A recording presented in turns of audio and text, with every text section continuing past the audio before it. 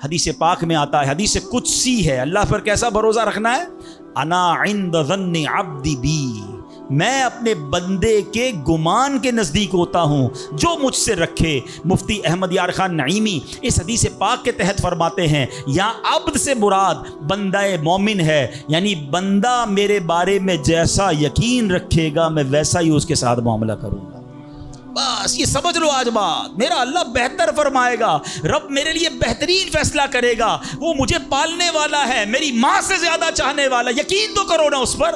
لوگوں کو اللہ پر ہی یقین نہیں رہا ہے، میرا تو کام ہی خراب ہو جاتا ہے، اللہ معاذ اب اس پہ کفریہ کلمات بھی کہہ دیتے ہیں، میرا تو جناب مسئلہ ہی حل نہیں ہوتا، میری دعا تو رب سنتا ہی نہیں ہے، میری مشکل آسان وہ کرتا ہی نہیں ہے۔ تم کھڑے نہیں ہو سکو گے، تم اللہ سے بدگمان نہ رہنا۔ اللہ کرے کہ انسان یہ سمجھ جائے کہ مجھے رب پر اچھا گمان رکھنا ہے۔ شاعر کہتے ہیں نا، جو سوچتا ہوں وہی بات ہونے لگتی ہے۔ پوچھو پازیٹیو لوگوں سے، ان کے ساتھ پازیٹیو جب سوچتے ہیں پازیٹیو ہونے لگتا ہے۔ جو سوچتا ہوں وہی بات ہونے لگتی ہے، جڑا ہوا ہے زمانہ میرے گمان کے ساتھ۔ اچھا سوچو گے تمہیں اچھا ملے گا۔ اب غور فرمائیے، جب یہ ذہنی بندہ بنا لے یار سچ سے کاروبار نہیں چلتا، تو پھر آپ کو برکت کاروبار میں کیسے ملے گی؟ پہلے ہی آپ نے یقین کر لیا ہے۔ جب یہ ذہن بنا لے کہ نماز کے لیے وقت نکالا تو کام میں نقصان ہو جائے گا، تو پھر کام میں ترقی بھی نہیں ملے گی۔ اب ذہن بنا لیا کہ ترقی کے لیے صرف دنیا کی ڈگریاں کمانی ہیں، تو پھر قرآن کریم کی برکات کہاں سے نصیب ہوں گی؟ جب یہ ذہن بنا لیا کہ آج نیکی کا دور ہی نہیں ہے، کچھ لوگوں کا ذہن بن گیا ہے بھائی جناب کوئی نیکی کا دور نہیں ہے، تو پھر نیکی کی برکت بھی نہیں ملے گی۔ ذہن پازیٹیو رکھیں، ذہن اچھا رکھیں، انشاءاللہ آپ دیکھیں آپ کے ساتھ اچھا ہونا شروع ہو جائے گا۔ میرے پاس وقت کم ہے، ورنہ اس پر تو پوری ریسرچ موجود ہے۔ آپ پازیٹیو سوچتے ہیں تو پازیٹیو انرجیز آپ کی طرف متوجہ ہو جاتی ہیں۔ اب تو سائنس بھی کہتی ہے نیگیٹو سوچتے ہیں تو نیگیٹو انرجیز آپ کی طرف متوجہ ہوتی ہیں، آپ ڈی مورلائز ہونا شروع ہو جاتے ہیں، آپ کے حوصلے ٹوٹنا شروع ہو جاتے ہیں۔ اور جس کو ول پاور کہا جاتا ہے، جس کو اچھا سوچنا کہا جاتا ہے، اگر بندہ یہ کرنا شروع کر دے پھر دیکھیں اس کے کام کیسے بن جاتے ہیں۔ تو اللہ کرے کہ ہمیں یہ بات سمجھ آ جائے کہ ہمیں اپنے رب سے انشاءاللہ یقین حاصل کرنا ہے۔ حضرت خالد بن معدان رحمۃ اللہ تعالی علیہ فرماتے ہیں تعلموا الیقین کما تعلموا القرآن، یعنی یقین کو بھی ایسے ہی سیکھا کرو جیسے قرآن سیکھتے ہو۔ میں نے بھی اسے سیکھ کر حاصل کیا ہے۔ سبحان اللہ۔ اب یقین سیکھنے کے لیے، یقین حاصل کرنے کے لیے علماء نے بڑے طریقے لکھے۔ پہلے تو بندہ دعا کرے کہ اے اللہ مجھے اپنا یقین عطا فرما۔ بڑی پیاری دعا حضرت ابوبکر صدیق کیا کرتے تھے، اللہم حب لی ایمانا و یقینا و معافاتا و نیہ، اے اللہ مجھے پکا ایمان، پختہ یقین، عافیت اور سچی نیت عطا فرما۔ اللہ پاک سے دعا کرتے رہیں اور ایسے لوگوں کے ساتھ رہیں۔ آخری بات کر لیتا ہوں جناب، پرابلم پتہ ہے کیا ہے؟ ڈی مورلائز بندہ پتہ کہاں ہوتا ہے؟ اس کا یقین متزلزل کب ہوتا ہے؟ وہ کیسے شک اور شبے والی لائف میں آ جاتا ہے؟ یہ صحبت سے ملتا ہے۔ آپ جب اللہ پر پکا یقین کرنے والے لوگوں میں بیٹھتے ہیں نا، آپ کا یقین بھی بڑھنا شروع ہو جاتا ہے۔ یار اس کو اللہ پر کتنا بھروسہ ہے، بیمار ہے پھر بھی کہتا ہے میرا رب کریم ہے، پریشان ہے پھر بھی کہتا ہے اللہ کی رضا پر راضی ہوں، میرا رب سب ٹھیک کر دے گا۔ جب ایسے لوگوں کے ساتھ آپ بیٹھتے ہیں نا، آپ کا یقین توکل بھی مضبوط ہونا شروع ہو جاتا ہے، بندہ اسٹرانگ ہونا شروع ہو جاتا ہے۔ اور جب بندہ بیٹھتا اٹھتا ہی ایسے لوگوں میں ہے جو ہر وقت مایوسی کی باتیں کرتے ہیں، ہر وقت جناب آنے والے خطرات اور پریشانیوں کا ہی ذکر کرتے رہتے ہیں، ارے بھائی کچھ نہیں ہونا، سب برباد ہو گیا ہے، سب ختم ہو گیا، ان کے پاس جب بیٹھو ایسا لگتا ہے سب کچھ تباہ ہونے والا ہے۔ ایسے لوگوں کے ساتھ نہ بیٹھیں، حوصلے والے لوگوں کے ساتھ بیٹھیں، توکل والے لوگوں کے ساتھ بیٹھیں، اللہ سے محبت کرنے والوں کے ساتھ بیٹھیں، پھر دیکھیں انشاءاللہ آپ کے کام کیسے سیدھے ہو جائیں گے۔ ایک آخری بات چلے کر لیتا ہوں، اللہ پر بھروسہ، اللہ کے فیصلوں پر یقین کیسے حاصل ہو؟ مجھے یہ کیسے پتہ چلے کہ یار یہ چیز میرے لیے بہتر ہے؟ میں نے کئی بار اپنے بیانات میں یہ اگزامپل دی ہے، میں دوبارہ دے دیتا ہوں، شاید کسی کے دل پر اثر کر جائے۔ میں مثال دیتا ہوں، ہمیں بعض اوقات بندہ پتہ ہے اللہ سے یقین کہاں ٹوٹتا ہے؟ جب بندہ دعائیں مانگتا ہے، التجائیں کرتا ہے، بڑی رو کر التجا کرتا ہے، مصیبت میں ہوتا ہے، اس کو کوئی چیز چاہیے ہوتی ہے اور اس کو نہیں ملتی ہے، بندہ کہتا ہے رب تو میری سنتا ہی نہیں ہے، اتنی دعائیں کی، مسجد میں جا کے کی، مکے مدینے میں جا کے کی، فلاں بزرگ سے بھی دعا کرے، نہیں ہو رہا میرا کام۔ جب بندے کا کام نہیں ہوتا نا تو اس کو لگتا ہے کہ یار میں اللہ پر کیسے بھروسہ کروں؟ یہاں جا کر شیطان حملہ کرتا ہے۔ اب آئیے اس وسوسے کو کیسے ختم کریں. آپ میں سے کئی ایسے مجھے نظر آ رہے ہیں جو والد ہوں گے یا بڑے بھائی ہوں گے. آپ کا کوئی چھوٹا بیٹا یا چھوٹا بھائی ہو اور بیمار ہو جائے, اس کو بخار ہو جائے, گلا خراب ہو جائے اور وہ رونے لگے کہ ابو میں نے آئس کریم کھانی ہے, میں نے ٹھنڈا شربت پینا ہے. اچھا بتائیے, آپ اسے ٹھنڈا شربت پلائیں گے؟ وہ رو رہا ہے آپ کے سامنے, آئس کریم کھلائیں گے اسے؟ جواب دیجئے. نہیں, وہ رونے دیں گے آپ اس کو. آپ کا ایک دوست برابر میں بیٹھا ہو اور کوئی کہے یار کیسے ظالم ابو ہیں, بچہ رو رہا ہے دے دینا اسے آئس کریم, تو آپ ایک جواب دیتے ہیں میں والد ہوں, مجھے پتا ہے اس کو کب کیا دینا ہے. ایسا ہی ہے نا. اب ذرا دل پر ہاتھ رکھ کے میرا جملہ سننا, تم والد ہو, تمہیں پتا ہے بیٹے کو کب کیا دینا ہے. میرے مالک کو نہیں پتا مجھے کب کیا دینا ہے. میں رو رہا ہوں, میں گر گڑا رہا ہوں, میں تڑپ رہا ہوں, وہ نہیں دے رہا. ارے یہی بہتر تھا. ہو سکتا ہے کہ میں جو مانگ رہا ہوں مجھے مل جاتا تو وہ میرے لیے اور برا ہوتا. علماء کہتے ہیں کسی کا امیر ہونا اس کے لیے اچھا ہے, کیونکہ وہ غریب ہوگا تو وہ ایمان سے متزلزل ہو جائے گا. کسی کا غریب ہونا اس کے لیے اچھا ہے, کیونکہ اگر اسے مال دے دیا جائے گا تو اس کا ایمان چلا جائے گا, وہ غلط کاموں میں پڑ جائے گا. کسی کو اولاد دینا اس کے لیے اچھا ہے اور کسی کو بے اولاد رکھنا اس کے لیے اچھا ہے. ہو سکتا ہے بیٹا ایسا ہونے والا ہو جو بڑا ہو کے باپ کو ہی مار کے گھر سے نکال دے. کیا ہم نے نہیں دیکھے ایسے واقعات؟ ایسی اولاد نہیں دیکھی جو ماں باپ کو قتل کر دیتی ہے؟ لوگ کہتے ہیں اس سے بہتر تو بچہ ہی نہ ہوتا.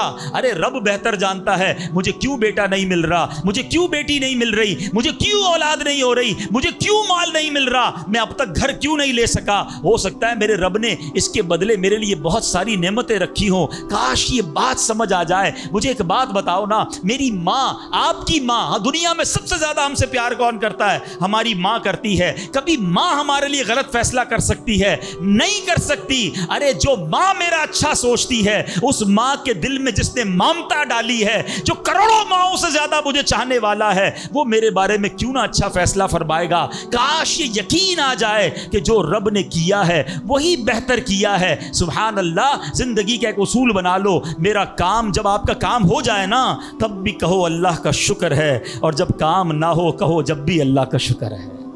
میرے لیے یہی بہتر ہوگا. آپ مزے میں آ جاؤ گے. اللہ سے دوستی کر لو. اے میرے رب, جو تو نے فیصلہ کیا میں اس پر راضی ہوں. آپ کسی ٹینشن میں نہیں رہو گے. ہمارا پرابلم پتہ ہے کیا ہے؟ ڈیفینس کے لوگوں جانتے ہیں, کبھی گزرتے ہوں گے نا ڈیفینس کی گلیوں سے, یار یہ پلاٹ بہت اچھا مل رہا تھا, 4 سال پہلے یہ ریٹ تھا, میں لے لیتا, آج تو کتنی پرائس ہو گئی. یار وہ گاڑی 1 مہینہ پہلے لینے والا تھا, نہیں لی, گورنمنٹ نے پرائس بڑھا دی. یار یہ فیکٹری میں پہلے خرید لیتا. اسی ٹینشن میں رہتے ہیں, یہ کر لیتا, وہ کر لیتا. ارے نہیں کیا, نہیں ہوا, وہی میرے لیے بہتر تھا. جو رب نے دیا وہی میرے لیے بہتر ہے. خدا کی قسم, جس دن اللہ پر بھروسہ سیکھ لیا, رب سے دوستی کر لی, رب کے فیصلوں پر اطمینان تمہیں حاصل ہو گیا, زندگی کے بہت سارے غم ختم ہو جائیں گے. جو بھی ہوگا وہ رب کی طرف سے ہے. ارے جب حضرت ابراہیم آگ میں ڈالے جا رہے ہیں, جبریل امین آ کے پوچھتے بتاؤ اے ابراہیم تمہاری کوئی مدد کر سکتا ہوں, کوئی حاجت ہے؟ فرماتے مجھے کوئی حاجت نہیں. کہا اللہ سے تو کہہ دو کہ رب دیکھ رہا ہے, اس کا دیکھنا میرے مانگنے سے بہتر ہے. ہائے ہائے, اللہ حضرت ابراہیم کے اس یقین کا کوئی ذرہ عطا فرما دے, اس توکل کا کوئی حصہ عطا فرما دے. باتیں تو ہم بڑی بڑی کرتے ہیں, مگر جب سر پہ پڑتی ہے, جب کوئی مشکل آتی ہے, پھر ہمارا یقین ہل جاتا ہے. اللہ مجھے بھی اور آپ کو بھی اپنی سچی محبت عطا فرمائے, سچا یقین عطا فرمائے, سچا بھروسہ عطا فرمائے. اور یقین کریں جس دن رب پر بھروسہ مل گیا, آپ کی مشکل, آپ کی غم کی آگ باغ بننا شروع ہو جائے گی, آپ کی مشکلیں آسان ہونا شروع ہو جائیں گی. حضرت ابو مسلم خولانی رحمۃ اللہ تعالی علیہ, ان کو امت کا حکیم کہا جاتا تھا. بڑے کمال کی شخصیت اور بڑے عقل مند اور دانا تھے. آپ کے دور میں, آپ یمن میں رہتے تھے اور آپ تابعی بزرگ ہیں. تابعی کس کو کہتے ہیں؟ جس نے کسی صحابی کو ایمان کی حالت میں دیکھا ہو اور اس کا خاتمہ بھی ایمان پر ہی ہوا ہو. تابعی, سبحان اللہ, وہ تابعی بزرگ تھے, یمن میں رہتے تھے. آپ کے دور میں ایک شخص تھا اسود انسی. اس بندے نے معاذ اللہ نبوت کا جھوٹا دعویٰ کر دیا اور ایک دن زبردستی آپ کو اپنے پاس بلایا اور پوچھا کہ کیا تم گواہی دیتے ہو کہ محمد صلی اللہ تعالیٰ علیہ وسلم اللہ کے رسول ہیں؟ کہا ہاں بالکل, میرے آقا علیہ الصلوۃ والسلام اللہ کے نبی ہیں, سچے نبی ہیں, وہ میرے آقا ہیں, میں ان پر ایمان رکھتا ہوں. تو پھر وہ کہتا اچھا یہ گواہی دیتے ہو کہ میں بھی اللہ کا رسول ہوں؟ حضرت ابو مسلم خولانی کہتے ہیں کہ میں نے نہیں سنا تم کیا کہتے ہو، یعنی سنا ہی نہیں اس کی بات، سنی انسنی کر دی۔ اسود انسی کو بڑا غصہ آیا، اس نے فوراً حکم جاری کیا کہ بڑی اور خوفناک آگ جلائی جائے۔ آگ جلائی گئی، ابو مسلم رحمت اللہ تعالی کو اس دہکتی آگ میں ڈال دیا جائے، حکم دے دیا۔ آپ کا ایمان ٹس سے مس نہیں ہوا، آپ کھڑے رہے اور آپ کو اٹھا کر آگ میں ڈال دیا گیا۔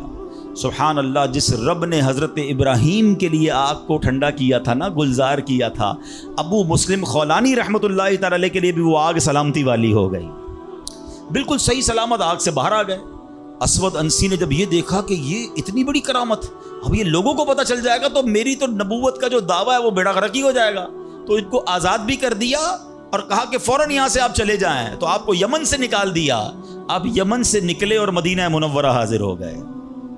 غلامی میں نہ کام آتی ہیں شمشیریں نہ تدبیریں، غلامی میں نہ کام آتی ہیں نہ شمشیریں نہ تدبیریں، جو ہو ذوق یقی پیدا تو کٹ جاتی ہیں زنجیریں، کوئی اندازہ کر سکتا ہے اس کے زور بازو کا، نگاہ مرد مومن سے بدل جاتی ہیں تقدیر۔ ایک قافلہ تھا، 3 افراد ہیں، بلکہ اس میں سبحان اللہ 4 افراد ہیں، حضرت ابراہیم، حضرت اسماعیل، بی بی ہاجرہ، اور چوتھے کون تھے؟ حضرت جبرائیل۔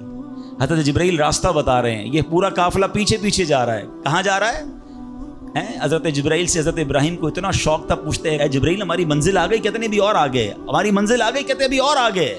لکو دک صحرا میں ایک ٹیلے پر جا کر، کون سی جگہ تھی جہاں آج مکہ آباد ہے؟ کچھ بھی نہیں تھا، کعبہ بھی نہیں تھا، اسی ٹیلے والی جگہ پر بعد میں کعبہ بنایا گیا۔ بالکل صحرا ہے، نہ پانی ہے نہ کھانا ہے۔ حضرت جبرائیل نے بتایا اے ابراہیم تمہارا مقام آ گیا ہے۔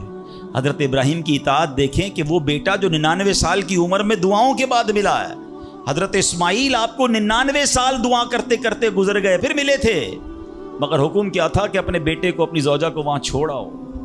حضرت ابراہیم اپنی زوجہ کو، اپنے بیٹے کو جب چھوڑ کر جاتے، تھوڑے سے کھجورے ہیں، پانی ہے، تو بی بی ہاجرہ کیا کہتی ہیں؟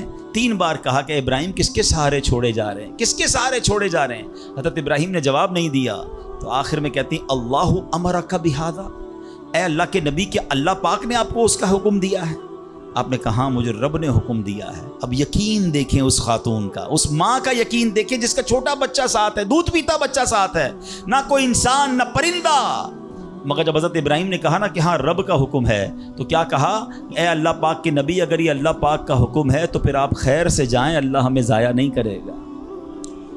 رب کا حکم ہے نا، پھر کھانا بھی اسی نے دینا ہے، پانی بھی اس نے دینا ہے، ہماری حفاظت بھی اسی نے کرنی ہے۔ آئے ہائے، یقین کیسا تھا کہ وہ رب رحمان قدرتوں والا ہے۔ اللہ وہ ہے جو مردے سے زندہ نکال سکتا ہے، اللہ وہ ہے جو دن سے رات کو بناتا ہے، رات سے دن کو بناتا ہے، اللہ پاک وہ ہے جو بنجر زمین کو سرسبز و شاداب بنا دیتا ہے، یہ وہی رب ہے جو صحرا سے چشمے نکال دیتا ہے۔ اللہ پر یقین تھا کہ اگر پانی نہیں تو کیا ہوا، پانی بھی اسی کی نعمت ہے، وہی عطا فرمانے والا ہے۔ ارے یہاں کھانا نہیں تو کیا ہوا، رزق دینے والا تو موجود ہے، سبحان اللہ۔ اور ایسا ہی ہوا، کہا اب خیر سے جائیے، اللہ ہمیں ضائع نہیں کرے گا۔ کیا خوبصورت شعر ہے نا، یقین مثل خلیل آتش نشینی، یقین مثل خلیل آتش نشینی، یقین اللہ مستی خود گزینی، سن اے تہذیب حاضر کے گرفتار، غلامی سے بدتر ہے بے یقینی۔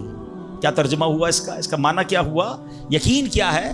حضرت ابراہیم کی طرح بے خطر، بغیر ڈرے آگ میں کود جانے کا نام یقین ہے۔ یقین کیا ہے؟ محبت الہی میں غرق ہو جانا اور اپنے آپ کی اصلاح میں لگ جانا یقین ہے۔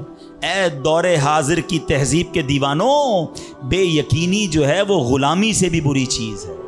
آج بے یقینی کی فضا کیسی ہے؟ یقین ہی نہیں ہے کسی کو، تذبذب، ٹینشن، اللہ پر، دین پر، اپنے دنیا کے معاملات پر یقین ہی نہیں ہے کسی کو، ہر وقت فکروں میں گھرا ہوا ہے۔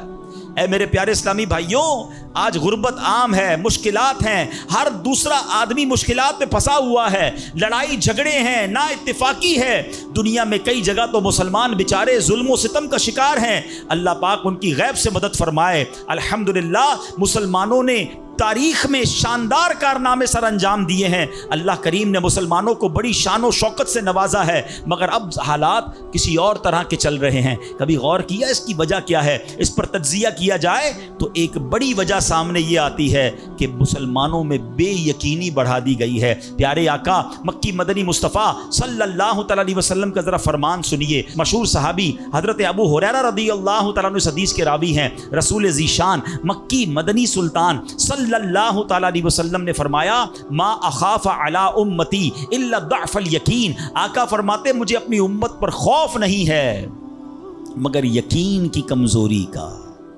یعنی اور کوئی خوف نہیں ہے۔ یہ امت ایسا نہیں ہوگا کہ شرک میں مبتلا ہو جائے گی، فرمایا میری امت اللہ پاک کا انکار نہیں کرے گی، ہاں میری امت کو جو بڑا مسئلہ درپیش ہوگا ان کا یقین کمزور ہو جائے گا، ان کا بھروسہ کمزور ہو جائے گا۔ ایک اور حدیث پاک سنیے، آقا فرماتے ہیں نجا اول هذه الامه بالیقین والزہد، اس امت کے پہلے لوگ یقین اور دنیا سے بے رغبتی کے ذریعے نجات پا گئے، ویہلک آخر هذه الامه بالبخل والعمل، اور اس امت کے جو آخری لوگ ہوں گے کنجوسی اور لمبی امیدوں کے سبب ہلاک ہو گئے۔ پہلے والے یقین کی وجہ سے کامیاب ہو گئے، کیسا یقین تھا؟ 313 تھے نا، مگر بھروسہ رب پر کیسا تھا کہ فرشتوں کی فوج مدد کے لیے آ جاتی ہے۔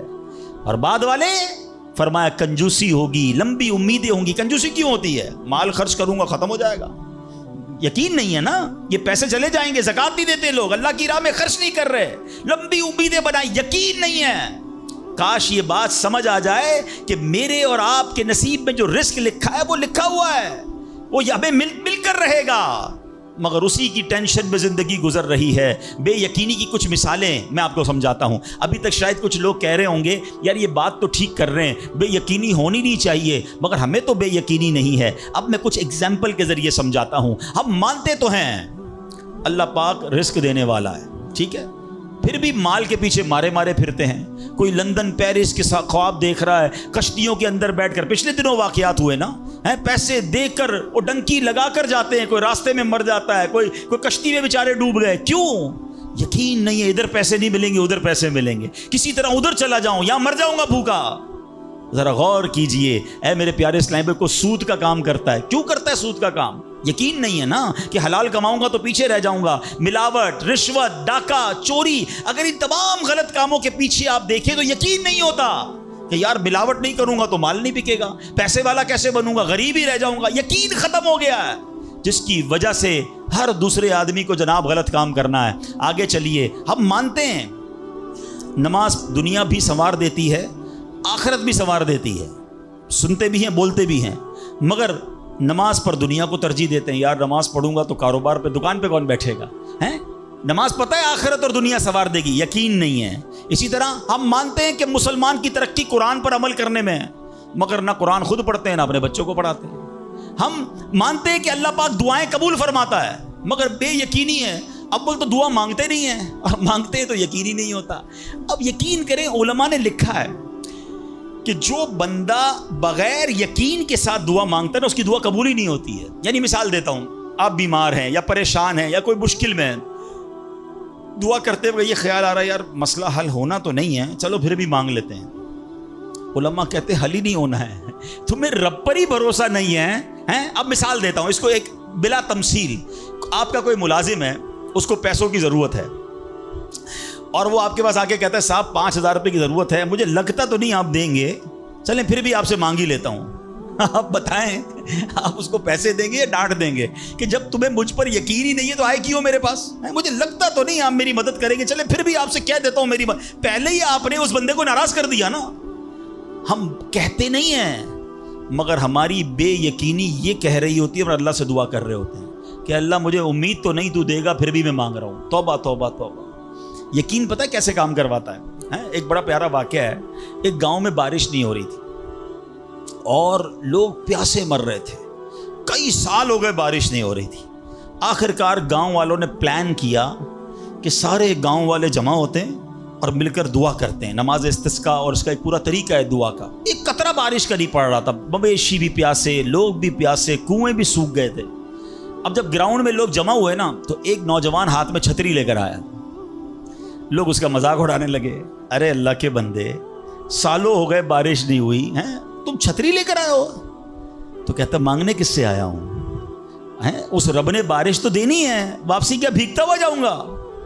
اور علماء کہتے ہیں جب دعا شروع ہوتی ہے تو اتنی بارش ہوتی ہے کہ پورا گاؤں بھیگتا جاتا ہے, وہ نوجوان چھتری کے سائے میں جا رہا ہے. فرمایا یہ اس نوجوان کا یقین تھا جس کی وجہ سے یہ بارش ہوئی ہے. کاش یہ بات سمجھ آ جائے. ارے رب پر بھروسہ نہیں کرو گے تو کس پر بھروسہ کرو گے؟ اپنے دین پر, اللہ رسول کے فرمان پر ہی ہمیں بھروسہ نہیں ہے. غور کیجئے, یہ یقین لے آؤ واپس, زندگی میں موج آ جائے گا. زندگی اتنی پرسکون ہو جانی ہے اگر اللہ کے فیصلوں پر یقین آ جائے, اللہ کی عطاؤں پر یقین ہو جائے, آخرت کے وعدوں پر یقین ہو جائے, نبی پاک کی حدیثوں پر یقین ہو جائے. اعلیٰ حضرت رحمۃ اللہ تعالی علیہ کا کیسا یقین تھا. ایک بار غالباً اپنی والدہ کے ساتھ حج پر جا رہے تھے. اس زمانے میں پانی کے شپ جاتے تھے.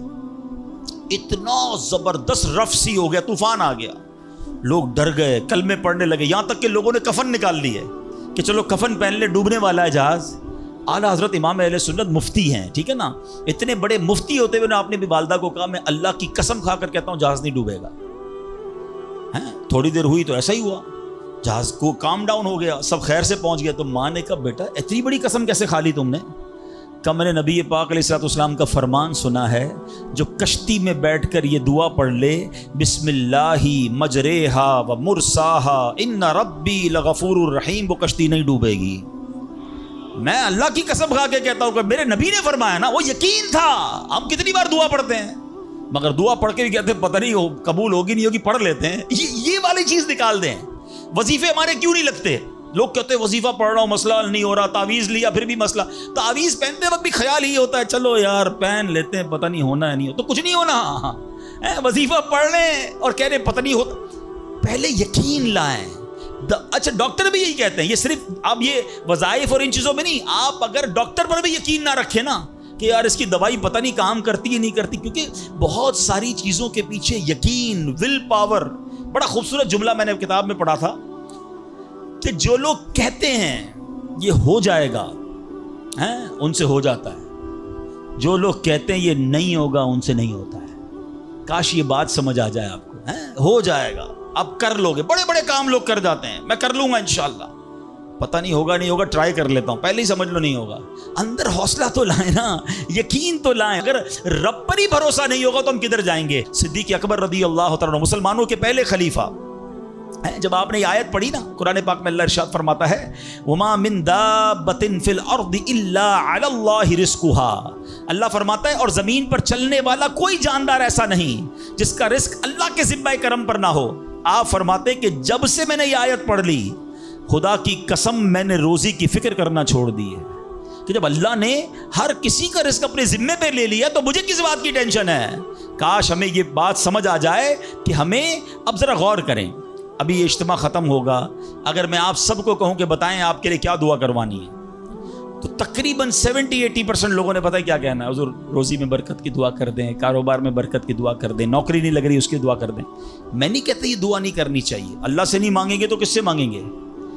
لیکن کوئی تو کہے کہ میری ایمان پر موت کے لیے دعا کر دیں, میری قبر جنت کا باغ بن جائے اس کے لیے دعا کر دیں, میں آخرت میں جاؤں تو اللہ مجھ سے راضی ہو جائے اس کے لیے دعا کر دیں. فرق دیکھیں, میری اور آپ کی ٹینشن کیا ہے؟ دنیا, روزی, مال. حالانکہ اس کا وعدہ ہے, دانے دانے پر لکھا ہے کھانے والے کا نام, مجھے مل کر رہے گا. مگر اللہ نے مغفرت کا وعدہ نہیں کیا ہے. اس کی دعا کہاں ہے؟ اس کی ٹینشن کیوں نہیں ہے؟ ایسے کئی لوگ مجھے بھی ملے, آپ کو بھی ملے ہوں گے, یار رات کو نیند نہیں آ رہی, کیوں؟ بس یار کاروبار کی ٹینشن بہت ہے. کبھی زندگی میں ایک رات میری اور آپ کی ایسی گزری کہ اس ٹینشن میں نیند نہ آئی ہو کہ قبر میں جاؤں گا تو قبر جنت کا باغ بنے گی یا دوزخ کا گھڑا بنے گی؟ کلمے والی موت ملے گی کہ نہیں؟ जन्नत में जाऊंगा या दोजख में जाऊंगा। मीज़ान अमल पर जब अमाल तोले जाएंगे, गुनाह का पलड़ा भारी होगा या नेकियों का पलड़ा भारी होगा। यार आज जून जुलाई की गर्मी, हीट स्ट्रोक की बातें हो रही हैं, 50 डिग्री में हाल बुरा हो गया। सूरज 1 मील पर जब होगा और लोगों की प्यास जबान से बाहर जबानें आएंगी, मुझे जामे कौसर ना मिला तो मेरा क्या बनेगा। कभी इसकी टेंशन, इसका वादा नहीं है, ये अल्लाह से दुआ करनी है, इसके लिए कोशिश करनी है। सारी जिंदगी एक ही टेंशन, छोटा घर है तो बड़ा करना है, कारोबार को वसी करना है और आमदनी। और मैं नहीं कहता दुआ ना करें, कोशिश ना करें, खुदा ना खास्ता इसका कोई ये मतलब ना ले कि चलो भाई अब तो अल्लाह ने अपने जिम्मा करम पर ले लिया तो अब कोई काम काज नहीं करना। नहीं, दुनिया आलम में असबाब है, असबाब का कशकोल लेकर बारगाह इलाही में जाना है और तवक्कुल वाले अंदाज में दुआ करनी है तो अपनी रहमत के समुंदर से हमारे असबाब के कशकोल में वो हमारी रोजी अता फरमाएगा। असबाब इख्तियार जरूर करने, मगर इसी फिक्र में जिंदगी तो बर्बाद ना कर देना कि सारा सुबह से लेकर शाम तक एक ही टेंशन। भरोसा रखे रब पर, यकीन रखे रब पर। आज हाल ये है, बच्चा पैदा हो जाए तो टेंशन, ओहो अब मेरा बच्चा हो गया, इसकी आगे परवरिश में कैसे करूंगा, इसकी तालीम का क्या होगा, और खास तौर पे बच्ची पैदा हो जाए तो ऐसे बदबख्त लोग हैं कि अब जनाब बीवी को बुरा भला कह रहे हैं, खानदान में झगड़े हो रहे हैं बच्ची की पैदाइश पर कि अब इसकी शादी कैसे होगी, ये तो बोझ आ गई है। माअल्लाह, समझ नहीं आती कि जिस रब ने बच्ची दी है इंशाअल्लाह रिस्क भी वही देगा, असबाब भी वही देगा। अरे जब इसने मुझे पाला है वो इसको भी पालेगा। क्या खूबसूरत बात उलमा ने लिखी, जो रब हाथी को मन और चूंटी को कन दे सकता है वो मुझे भी मेरा रिस्क अता फरमाएगा। आप जरा सोचे तो सही, किस किस को रिस्क देता है। हदीस पाक का मजमून है, तुम अल्लाह पर भरोसा करो, जैसा भरोसा करने का हक है वो तुम्हें ऐसे रोजी देगा जैसे परिंदों को रोजी देता है। परिंदों को समझते कितनी कैसे रोजी मिलती है, कभी घोंसले देखे परिंदों के? अच्छा पहले तो ये नहीं पता, कराची वालों को तो परिंदे देखने को नहीं मिलते। हमने दरख्त काट के पूरा शहरी कंक्रीट का जंगल बना दिया। वरना ये पूछे बुजुर्गों से, हम भी छोटे थे तितलियां भी दिखती थी, सुबह मदरसे स्कूल जाते थे तो कोयल की आवाज भी आती थी। अब तो कराची वालों के हॉर्न की आवाज आती है हमको। अब तो ये परिंदे भी चले गए। कहाँ चले गए? हमने दरख्त काटे, हमें अंदाजा ही नहीं कि दरख्त है क्या। आज गाड़ी पार्क करने के लिए हर बंदा दरख्त का साया ढूंढ रहा है मगर दरख्त लगाता नहीं है। काश ये बात समझ आ जाए कि जितने दरख्त लगते जाएंगे शहर या मुल्क खुशगवार भी होगा, मौसम भी कूल डाउन हो जाएगा। ये जो आज हम कहते हैं ना इतनी गर्मी बढ़ती जा रही है, उसकी एक बड़ी वजह ये है, ये मेरा मौजू नहीं है, लेकिन जो मौसम का तगय्युरात, क्लाइमेट डिसऑर्डर है। काश ये बात समझ आए कि प्लांटेशन नहीं हम कर रहे, हम पौधे नहीं लगाते बल्कि पौधे काट देते हैं। कितने दरख्त काटे, कितने जंगल खत्म कर दिए हमने। अल्हम्दुलिल्लाह दावत इस्लामी का शोबा FGRF, अब प्लांटेशन हम करते चले जा रहे हैं। 30 लाख पौधे लगाए मगर ये थोड़े हैं।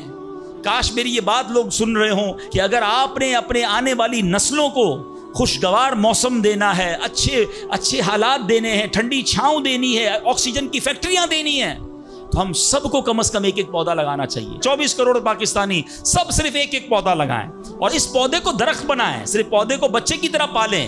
आप यकीन करें हमारा मुल्क एक पूरा मुल्क ही बाग बन जाएगा। तो अब जरा सोचें कि हमें ये बात समझनी है कि ये घोंसले, ये जो हदीस में सुना रहा था, बात कहाँ से चली कि अल्लाह परिंदों को कैसे रिस्क देता है। आपको पता परिंदे कितने, एक तहकीक के मुताबिक इस दुनिया में जितने इंसान होते हैं ना, मल्टीप्लाई बाय 10 जानवर होते हैं। अगर 800 करोड़ इंसान हैं, 8 अरब के करीब आबादी हो गई दुनिया की, है 800 करोड़, 8 अरब, तो आप समझो कि 80 अरब जानवर हैं दुनिया में। और कहा जाता है मल्टीप्लाई बाय 10 करें उसको तो इतने परिंदे होते हैं। यानी इसका मतलब 800 अरब कमोबेश परिंदे हैं दुनिया में। आपने परिंदों के घोंसले देखे कभी? ये जब घर से सुबह उड़ते हैं ना अपने घोंसले से, सबके पेट खाली होते हैं। घोंसले में कोई कबड नहीं होती है, कोई शाम का दूसरे दिन का चारा नहीं होता है, बच्चे छोटे छोटे छोड़ कर जाते हैं। मगर ये 800 अरब परिंदे जब शाम को घोंसले में आते हैं, अल्लाह सबको रिस्क दे चुका होता है। कोई परिंदा दुनिया में भूखा नहीं सोता। क्या खूबसूरत बात, समझो इसको उसका मजा लो ना। रब हाथी को मन देता है, उसको हाथी को कितना खाना चाहिए? दुनिया में कितने हाथी होंगे, उसको रोज के मनो खाना मिल जाता है। और चूंटी को कन चाहिए होता है छोटा सा, वो रब उसको कन भी दे देता है, परिंदों को रोजी दे देता है। और जो अशरफुल मखलूकात है वो टेंशन खा रहे हैं, वो कभी ब्लड प्रेशर की गोली, तो कभी शुगर की गोली, कभी डॉक्टर के पास, टेंशन बहुत है डॉक्टर साहब 2 साल बाद क्या होगा, मार्केट डाउन। अरे भाई तब सब चीजों का वादा है और तुम इस टेंशन में रह गए। ارے یہ کوشش کرنی تھی تو آخرت کی کرنی تھی، اللہ کو راضی کرنے کی کرنی تھی. لیکن ان تمام باتوں کے باوجود جیسے میں نے کہا نا کہ چھوڑنا نہیں ہے کام کاج. کچھ بے وقوف لوگ یہ سمجھ رہے ہوتے ہیں ایسا نہیں ہوگا. بڑی خوبصورت ایک بات اور کر دوں کہ اللہ پر بھروسہ کیسا کرنا ہے. ایک صوفی بزرگ شیخ سعدی لکھتے ہیں کہ ایک شخص تھا گھر سے محنت مزدوری کے لیے کام کاج کے لیے نکلا. اس نے دیکھا کہ ایک لومڑی ہے، اندھی ہے، اپاہج ہے، نہ دیکھ سکتی ہے نہ چل سکتی ہے. وہ حیران ہو گیا، ہاتھ پیر بھی نہیں، آنکھیں بھی نہیں، یہ لومڑی کھاتی کہاں سے ہے؟ چیک کرتا ہوں. تھوڑی دیر بیٹھا تو ایک شیر آیا. شیر نے کہیں سے شکار کیا تھا، وہ اپنا شکار لومڑی کے آگے ڈال دیا. اندھی لومڑی، اس نے جو کھانا تھا کھایا، باقی شیر لے کے چلا گیا. اس نے کہا کمال ہے جناب، اپاہج لومڑی کو رب رزق دیتا ہے تو مجھے کیا ضرورت ہے نوکری کرنے کی، مجھے کیا ضرورت ہے کام کاج کرنے کی. جا کے بیٹھ گیا مسجد میں. 3 دن ذکر کرتا رہا، عبادت کرتا رہا، ایک دانہ کھانے کو نہیں ملا. اللہ اللہ اللہ اللہ کر رہا ہے. اس کے بعد جب بھوک سے بحال ہو گیا تو اللہ سے فریاد کی، یا اللہ مجھے کوئی رزق نہیں ملا. کیا شاندار ارشاد ہوتا ہے. ابھی کیسا زبردست جملہ ہے. ارشاد ہوا تو نے لومڑی دیکھی ہے، شیر نہیں دیکھا. لومڑی کیوں بننا ہے؟ شیر بننا، اپنا رزق بھی کما اور دوسرے کو کھلانے والا بن جا. کچھ لوگ سمجھتے مجھے کوئی اور کھلا ہے، میرا بھائی کما رہا ہے، میں گھر میں بیٹھا مزے کرتا رہا ہوں. نہیں، فرمایا ایک بلکہ واقعہ آتا ہے، ایک بزرگ کے بارے میں آتا ہے. ایک شخص گیا، کہا میں نمازیں پڑھ رہا ہوں، عبادت کرتا ہوں، میرا بھائی مجھے سپورٹ کرتا ہے، وہ روزی کماتا ہے. فرمایا تیرا بھائی تجھ سے زیادہ افضل ہے. اللہ کو یہ پسند ہے کہ بندہ اپنے ہاتھ سے کمائے، کسی پہ ڈیپینڈیبل نہ رہے، کسی پر بوجھ نہ رہے. یہ شریعت کو محمود ہے. کوشش کرنی ہے، پھر اس کے بعد اللہ پر چھوڑ دینا ہے. کوشش سے انکار نہیں ہے، مگر صرف کوشش کرتے کرتے نمازیں بھی جا رہی ہیں، بھروسہ بھی رب پہ جا رہا ہے، یقین بھی ختم ہو رہا ہے، صبح سے شام مال کما رہا ہے، یہ پسندیدہ نہیں ہے. تو ان دونوں چیزوں میں فرق کرنا ہے اور اللہ پر یقین رکھنا ہے. پھر دیکھیں انشاءاللہ کیسے دنیا اور آخرت کی برکتیں ملتی ہیں.